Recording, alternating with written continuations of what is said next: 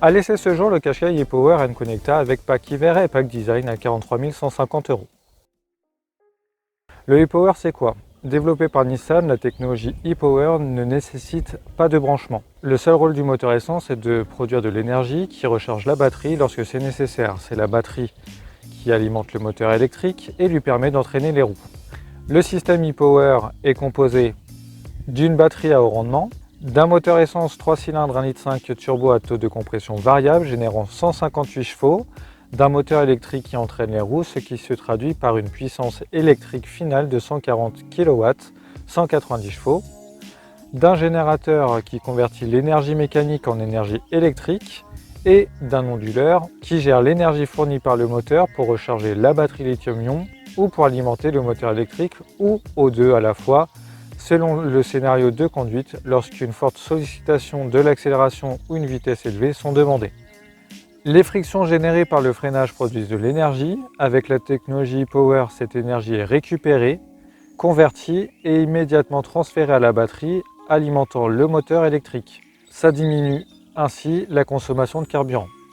Les roues étant entraînées par un moteur électrique, le couple maximum est instantané, ainsi que les accélérations sans à-coups, contrairement à un hybride classique avec lequel une sollicitation forte de l'accélérateur se traduit par une augmentation soudaine du régime moteur et du bruit moteur.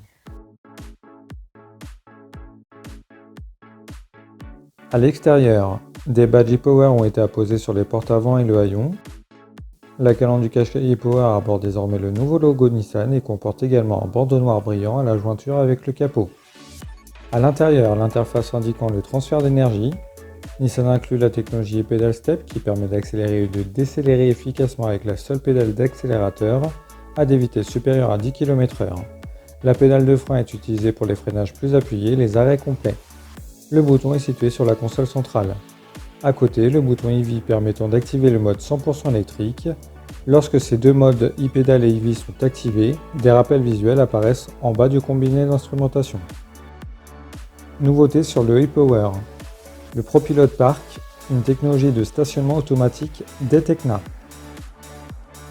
Qu'est-ce qui a changé en 2022? L'insert de pare-choc arrière est désormais gris satiné et non plus argent.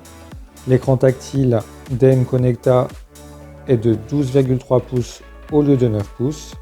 Le chargeur induction est désormais de série dès la version Connecta au lieu de Tecna. Le siège passager est avec réglage lombaire 2 voies manuel au lieu d'électrique avant. Le siège passager n'a plus la fonction mémoire sur version Tecna+. Les jantes 19 et 20 pouces spécifiques aux versions Tecna et Tecna+, en option, sont désormais de série.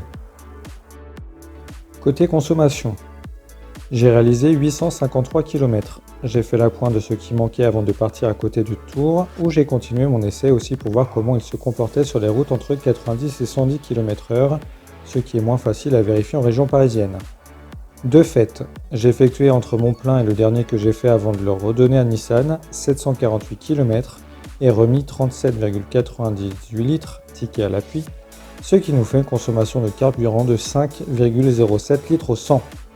Excellent résultat vu son gabarit.